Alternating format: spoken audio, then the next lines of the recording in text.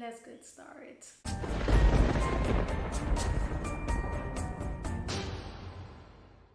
Hey horror freaks, welcome back to my channel. My name is Amanda. If this is the first time here, don't forget to subscribe and hit the bell icon so you can get a notification every single time that I post a video, and I post every single week. As you can see on the title, on today's video I'm going to be giving you my full review with spoilers of Halloween Kills. This is probably the most expected horror movie for me of the year. Now, I already did a reaction to both of the trailers, so I'm going to be leaving them if you want to watch those, just in case.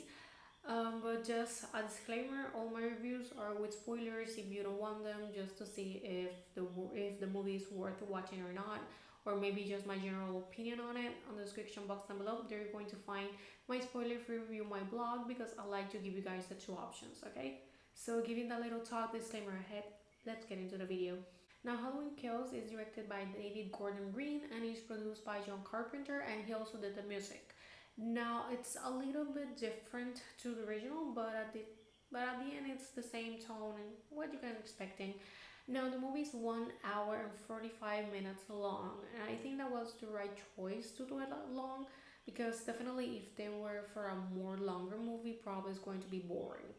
Now, if you watch the trailers, probably you were thinking that they were giving out way too much of the movie, and I wouldn't say no.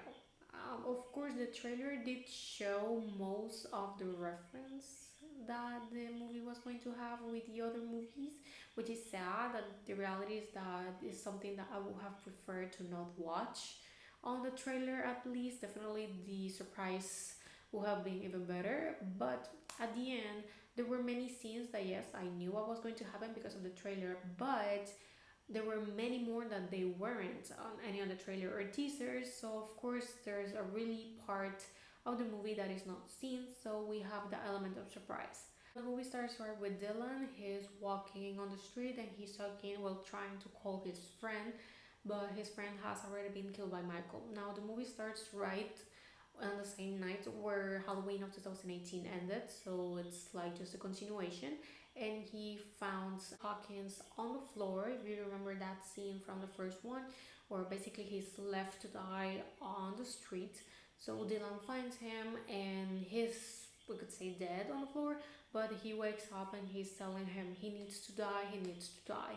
Now we quickly jump to the flashback scenes. Now I'm going to point out they did a really good job with the coloring and how they shooted everything, because it was really close to how the original looks, if you understand, like the way of the coloring, the way what's filmed, it makes you think that you are really into a 70s horror movie, so points for that. It really mixed up really well with some scenes that they show from the original movie. So of course we have some new flashbacks. That this is the scene when we have Michael in front of his house and Dr. Loomis on the back and all the police ones, and also, well, no, when he's wearing the clown costume, that's another whole scene. But the flashback scenes were seen on the trailer, so we see this is right next when he escapes after the first movie, after Dr. Loomis shot him. So this could be saying that this is when they got him. Now, basically, he returns to his house, and we have two policemen, that is young Frank and his partner, and they're looking for Michael on his house. They get into the fight and everything, and his partner dies because he accidentally shoots him instead of Michael.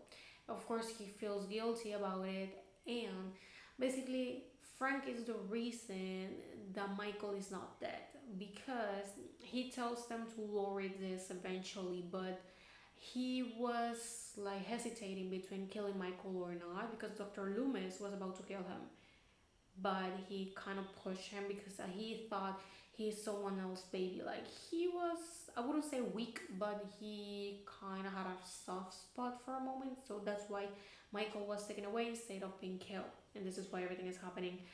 And now after the flashback, and basically the flashback ends once he's out of the house, like this part when he is taking away Dr. Loomis for killing him, that we see it another part of the movie. And when the movie jumps back and forth between simultaneous scenes, but it's not hard to keep up with what is happening. So we could say that we have like 2 to 3 subplots, but like I said, it's not difficult. Like they give you enough time to know what is happening, so then we can jump to another, go back. You understand? So we have on a bar, we have this couple that they're dressed as a nurse and a doctor, and someone is really loud behind them, and it's no other than Tommy Loyal, Lindsay. We have Marianne, that it's the nurse from the first one, and we have Lonnie.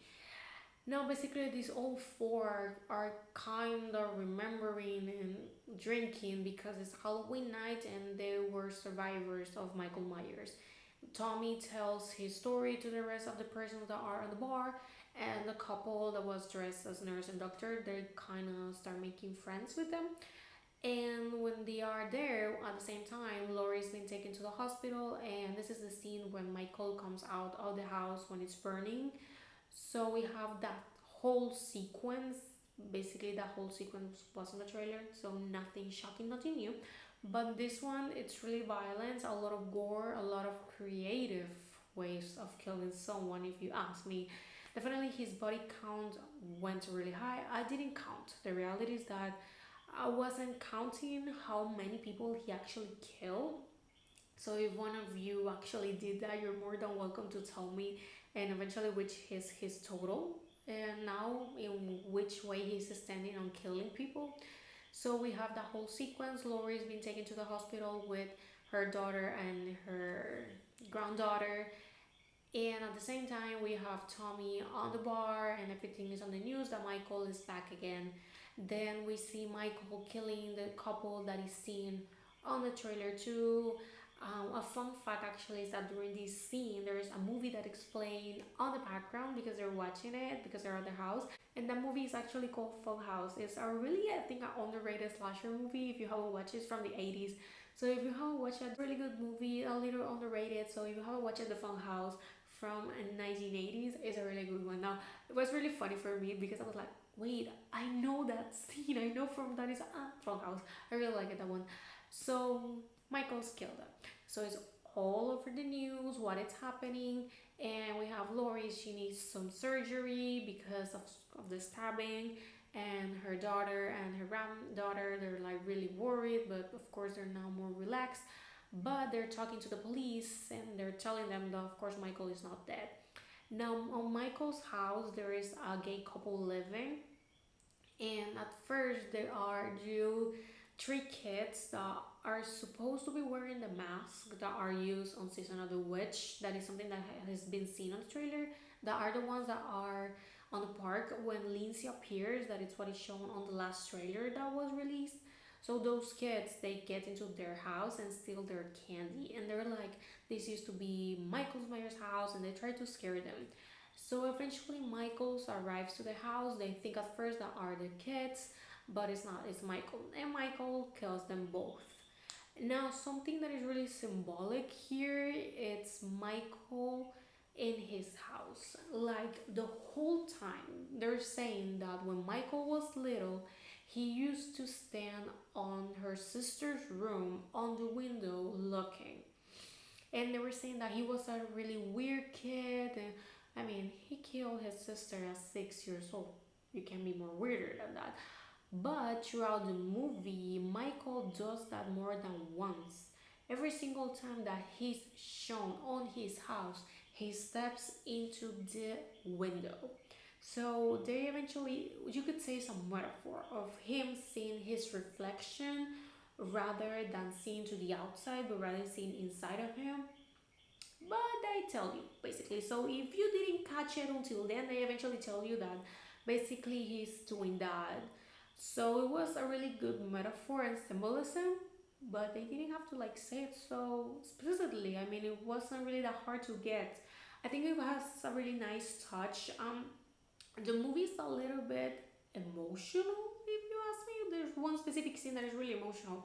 Now, moving forward, we have the whole town that they riot in order to evil die tonight. It's basically what they're chanting all night long, and Tommy is leading all this group of people, they're organizing because they're saying that the police has failed them. We cannot blame them because the reality is that the police has failed more than once into taking care of their people in Haddonfield. I mean, Michael has done a mess more than once. I mean, for 40 years he has been haunting this place. So of course they're taking justice on their own hands and they're organizing themselves. So then we have Laurie's granddaughter, Win, Looney, and Dylan, and they arrive to Michael's house. The Lumi gets inside first. They hear a gunshot. They go to the inside, Dylan and the granddaughter. Michael kills Looney, and he kills Dylan in a really, really, really shocking way. Like it really hurts the reality, and Allison sees the whole thing, and she breaks her legs. This is something that can be also seen on the trailer, and he kind of steps into right on the stairs and he starts to go down and she's trying her best, and this is when we can see him that he's pushing the knife and she's like, do it. And by the context of the scene on the trailer, you could be thinking she's telling that to him, but no, it's actually her mother. Karen appears and it stabs him from the back. He falls down. She takes her mask. This is the scene where she's putting the mask and it's like, if you want to get it. She starts running and he, of course, Michael doesn't run. He just walks. Once he's still walking behind her, he eventually gets to the middle of the road. And this is when she's like, I gotcha. And all the people appears and they start fighting against Michael and they basically shot him. He's left on the ground, almost to get killed, but at the same time, Karen leaves and now he's with her daughter. But now that Karen kind of knows what Michael used to do, that was on the window, and this is when we see Michael with the clown costume. I think that gives me chills. The reality, seeing Michael as a kid once again, just for a brief moment, like on the window, with that iconic costume. That is the very first time that we see Michael. Brilliant. And she gets into the house. She steps into the window. She kind of breathes like if she's absorbing everything. But guess what? Michael is not dead. He wakes up and he kills everybody because we remember that the boogeyman is not human. He gets behind her and he kills Karen. So now Allison basically, she doesn't have a mother, she doesn't have a father, and an ex-boyfriend. She's basically just left alone with her grandmother. That Laurie basically, she doesn't get to see Michael, at least on this one. The reality is that the whole time Laurie is on the hospital and Michael is doing chaos. So of course, since we have Halloween Ends that is coming next year, probably is when we're going to see them fight together one last time. And basically that's how the movie ends. Basically ends with a shot of him on the window, and that's it. So like I said, it's pretty emotional. If you have a soft spot for Michael, you're going to like it. Personally, I really enjoyed the movie. For me, I think that I really enjoyed the gore. Pretty creative ways of killing. I mean, Michael, you need to do something more than just a knife. So of course, he used more weapons here, more different and brutal ways. The reality that he goes full beast mode here. Now, I think that I really like how everything happened. I didn't expect this. Like, for me, it wasn't predictable. Just maybe some scenes. When it comes to Tommy and Marion, they also die. Michael kind of harms a little bit to Lindsay, but she ends on the hospital. But when it comes to the rest of the survivors, they all die. I really like the fact that we have the original Lindsay for this one. They even show some pictures of Annie and the other ones that died on the original. I really like it how they link all together, like really work it. So at the end, I think that the movie it's really good. But I checked and the movie has right now a 48 on Rotten Tomatoes. But if you ask me, I think I will put it up to a 65. Like for me, the movie it's really good. It has a lot of drama. The subplot is not an empty slasher. but at the same time has all those classic themes from a slasher, but not in a bad way. So for me, I'm not going to say that it's better than the one of 2018. I think that they go on the same level. I think that this one is a good way of bringing back Michael. Of course, probably people that are watching it for the first time are thinking that it's ridiculous to Michael to survive all of this, but us that we have been seeing Michael for so many years, we know that this is who he is. He is the boogeyman. So I would say that the movie is an 8 out of 10 and 3.5 out of 5, maybe a 4. I really enjoyed the movie. I will probably rewatch it. I really enjoyed the one from 2018. Halloween is one of my favorite franchises, so of course I was really excited for this one. I can't wait for Halloween ends. I'm really curious to see how they're going to end this. I am just hoping that they don't kill Lori again. I mean, please, you have already killed her on Halloween Resurrection. Basically, she's dead on 4th, 5, and 6 of Halloween. Please, Lori deserves a little bit better than just being killed. So, yeah, that's basically. I have no idea for how much I have already been talking, but I know that this is going to be a long video. It gave me chills. The reality, the whole movie through, I was really emotional in the sense that wow, Michael, Halloween, it really like how everything worked. It's really tense. The reality that they did a really good job with the jump scares and how they build up the tension, really good. So for me, of course, the movie has its flaws. Some things are a little bit ridiculous. Maybe some scenes are like what, but at the end, it's Halloween. So thank you so much for watching. Let me know in the comments what you think about it. Did you like it? Not so much. Are you expecting Halloween ends? You haven't watched it yet? But well, I definitely did enjoy this one a lot. So for me, it was definitely worth the wait. And well, this is all for the video. Thank you so much for watching, and I'm going to be see you guys on the next one. Bye.